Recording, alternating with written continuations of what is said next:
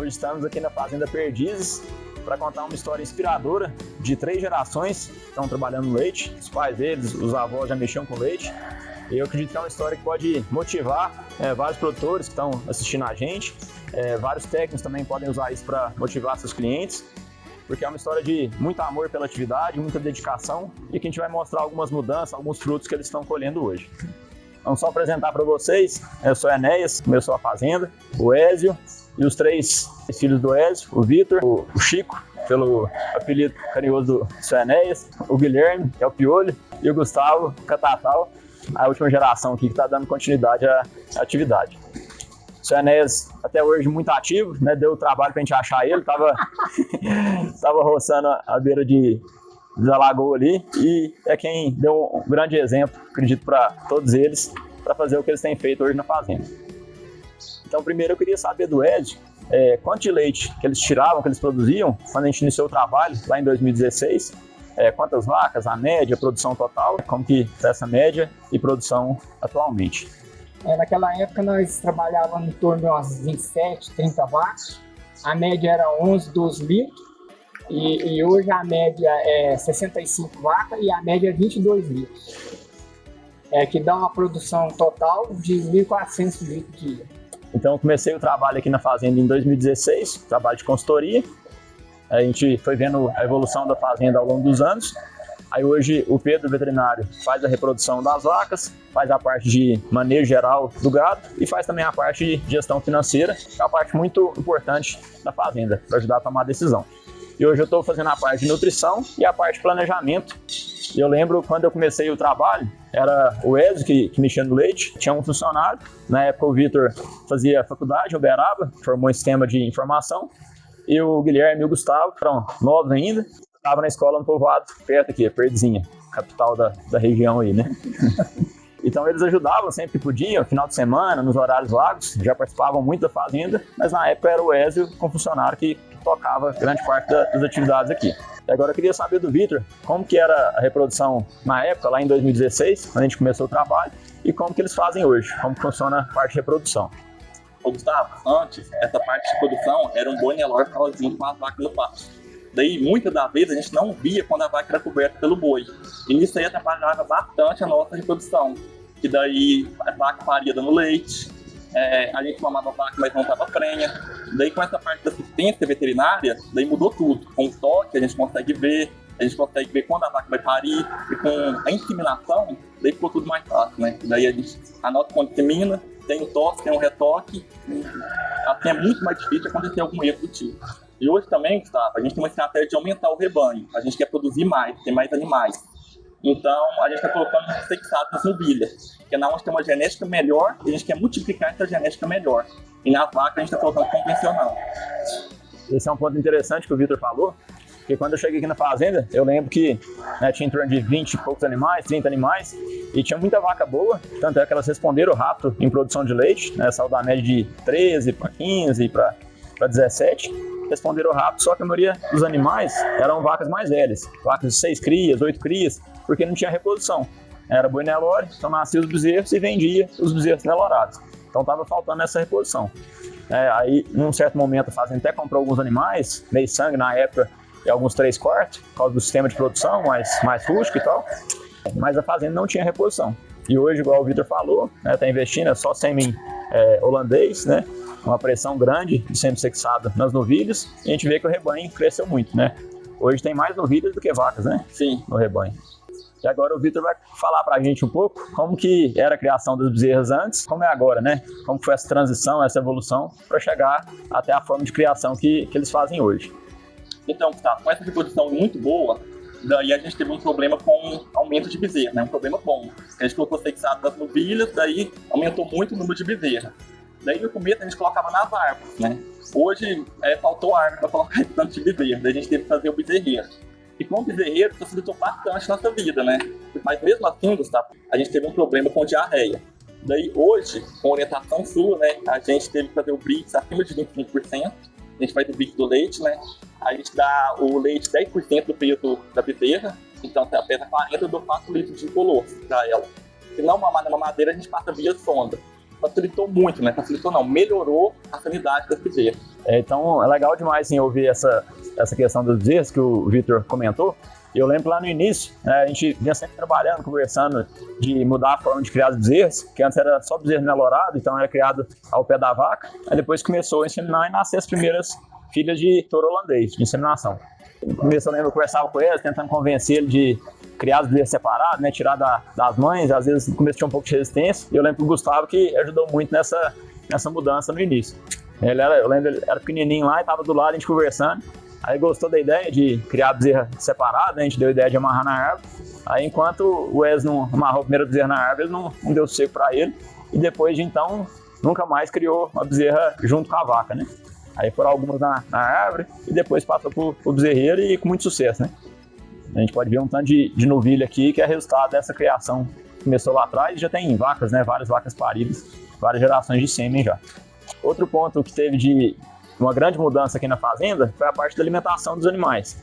Tanto a forma de fornecer, né, essa dieta para os animais, quanto a composição da dieta. Então eu queria ouvir o Vitor, né, para ele contar para a gente como que foi esse processo de mudança, como que era antes, como que eles estão fazendo agora no momento. Ô Gustavo, bem no início, a gente colocava o filho no carrinho. A gente tinha uma pista de trato com os coxinhos, né, e a gente tratava só na época da seca. Daí a gente conseguia até bem com o carrinho, trabalhava bastante, mas dava certo.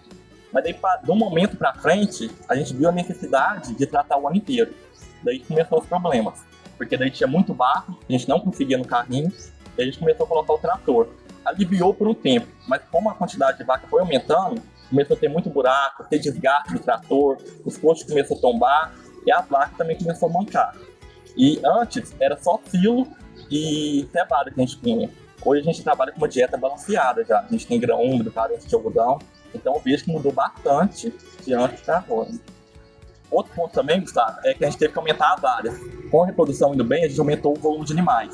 Então, quando a gente começou, era 4 hectares que a gente plantava. Essa última safra nossa foi 33 hectares só para silagem para as vacas. Pois é, Gustavo. Aí com essas evoluções, essas que foi acontecendo, aí quando nós fizemos a pista de trato, aí aconteceu um problema. Melhorou para um lado e piorou por outro lado. Porque o gado ficava na pista de trato, não saía para o pasto, tinha os piquetes, mas não saía, porque lá é mais confortável, ventilava mais, deitava na pista de trato, quando não deitava no escorredor, e aí garrou, aumentou muito o índice de mastite. E aí não teve como, nós teve que fazer uma parte do barracão. Foi pista central, quando nós fizemos uma parte ficou a outra. Aí nós vimos o resultado só de ter feito o composto, o lugar para elas deitar. Agora a gente está aqui no Compost Bar, né, a instalação que as vacas estão alojadas hoje, vendo toda essa evolução ao longo do tempo. As vacas entraram aqui em janeiro e a cada dia as vacas estão aumentando a produção de leite, respondendo a essa melhoria de conforto que elas tiveram ao mudar para essa instalação. E o diferencial que eu vejo aqui da fazenda, a gente já falou de várias evoluções que foram ocorrendo ao longo do tempo, mas para mim o diferencial é o amor que eles têm aqui com a atividade. O Edio, o Vitor, o Guilherme, o Gustavo, eles gostam do que fazem. O clima aqui na fazenda é bom, né? Sempre com brincadeira, um brincando, zoando o outro. Então é legal trabalhar aqui, a gente vê que eles trabalham satisfeitos com o que eles fazem. E outro ponto fundamental é o diálogo. Eu vejo que muitas vezes falta nas fazendas, né? Muita fazenda não consegue fazer bem essa sucessão familiar porque falta diálogo dos pais com os filhos, dos filhos com os pais, porque cada um tem algo a contribuir. Os pais, os avós normalmente têm mais experiência, já erraram mais, acertaram mais, então tem a experiência para contribuir. E os filhos, os mais jovens, têm vontade de fazer algo diferente, de implantar novas ideias, às vezes tem a cabeça, a mente mais aberta. E eu acho que o conjunto disso é a fórmula do sucesso. E é o que eles estão colhendo aqui hoje. Gustavo, um desses pontos também é muito importante, é meu pai. E meu pai sempre ouviu nossa opinião, sempre ele perguntou nossa opinião, o que achava. Isso também motivou muito a gente ficar aqui, porque ele sempre foi adapto à mudança. Isso também eu acho que foi ótimo para essa gente. Eu acho que isso é algo que vem passando de geração para geração. O senhor Ernesto estava com a gente aqui agora há pouco. Ele permitiu também, né, possibilitou que o Wes fizesse mudança. É lógico que nem sempre concorda com tudo, mas sim, deixou ele dar continuidade à fazenda e o Wes seguiu o exemplo e fez isso, como o Vitor falou, né, possibilitando os filhos se mantendo em atividade. o Guilherme e o Gustavo estão estudando, o Guilherme fazendo engenharia mecânica, o Gustavo agronomia, só que eles optaram por ficar na fazenda. Então viram que era uma oportunidade melhor, né? Acreditaram no sucesso, no potencial da fazenda, e hoje a gente vê que as coisas estão dando certo. O Vitor formou em sistema de informação, teve possibilidade de trabalhar na cidade, até trabalhou um tempo, né, no Uberaba, então a fazenda não foi falta de opção, foi realmente uma escolha que ele achou que era melhor para ele. E aqui na fazenda também as tarefas são bem distribuídas, cada um tem habilidade numa área. Então hoje o Vitor e o Wes fazem a parte mais relacionada com gado, de ordenha, cuidar dos bezerros, e o Guilherme e o Gustavo mais a parte que mexe com o trator. Trato do gado, rapar a pista, operação dos lavouras. Então não sobrecarrega nenhum setor e cada um trabalha com o que gosta. E aqui a gente pode ver o rebanho da fazenda, a gente vê que está evoluindo geneticamente, cada vez animais mais holandeses. Antes tinha vários meiçanos, uma compra uma vez foram 10, né? Elas foram deixando as filhas, né? As 3 quartas. E hoje está cada vez mais caminhando para o holandês, muitos animais com boa produção. Então só quero parabenizar a sua Enéas, o Ezio, o Vitor, o Guilherme e o Gustavo pelo bonito trabalho que eles têm feito aqui na fazenda. E agradecer por ter a oportunidade de fazer parte aqui da fazenda, de alguma forma, participar desse crescimento deles. E também lembrar que a Dona Zezé e a Lucélia, com certeza, são muito importantes também para possibilitar que tudo que está acontecendo aqui na fazenda se realize. Então, Gustavo, o mérito do sucesso também é teu, porque você sempre incentivou a gente, né? Sempre apoiou. No início, eu lembro que meu pai tinha muita dificuldade em terminar porque não tinha um botijão. E eu lembro direitinho que você foi lá em Lavras buscar um botijão que meu pai tinha comprado. Isso aí motivou muito a gente a continuar. E foi um dos motivos para eu voltar aqui para a fazenda.